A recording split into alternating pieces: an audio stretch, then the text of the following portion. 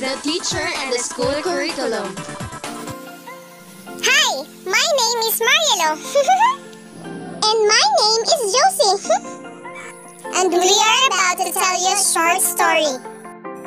Marialou and Joecy are both riding in a school bus going to school.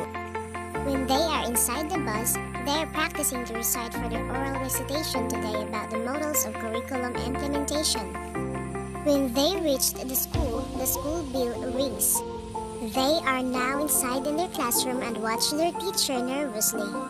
So, they went to the computer rooms to learn about the topic for their today's oral recitation with their two friends.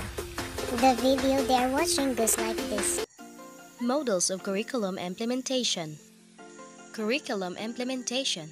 This focuses on the actual implementation of the curriculum from the national level to the local school context.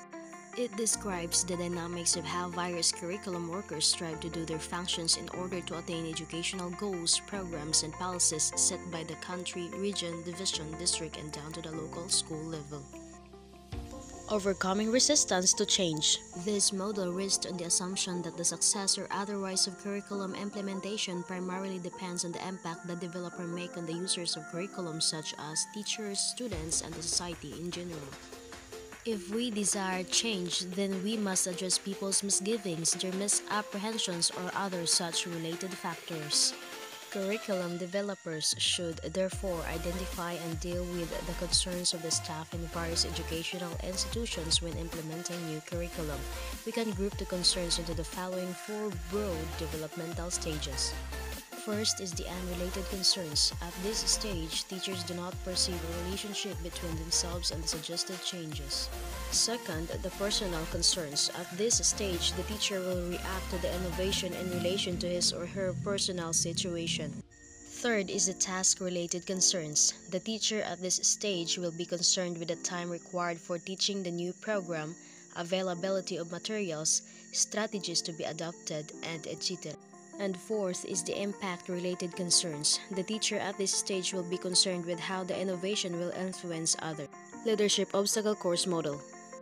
This model treats staff resistance to change as problematic and proposes that we should collect data to determine the extent and nature of the resistance in implementing the curriculum. This can be carried out by the following.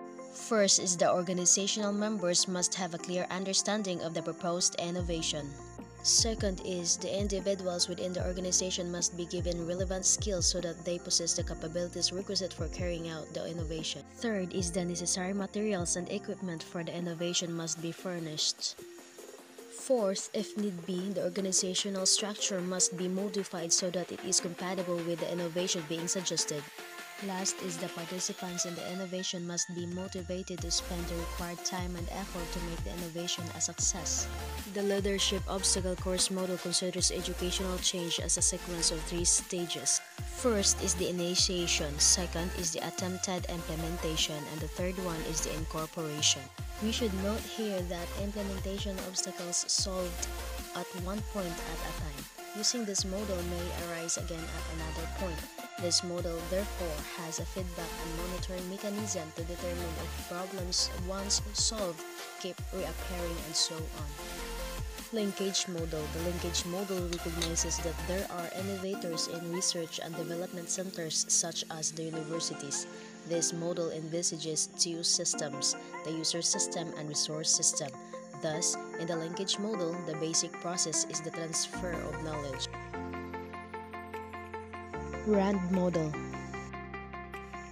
The RAND model is based on the assumption that the success of the implementation of new program depends on the characteristics of the proposed changed, competencies of the teaching and administrative staff, the support of the local community, and the school organizational structure.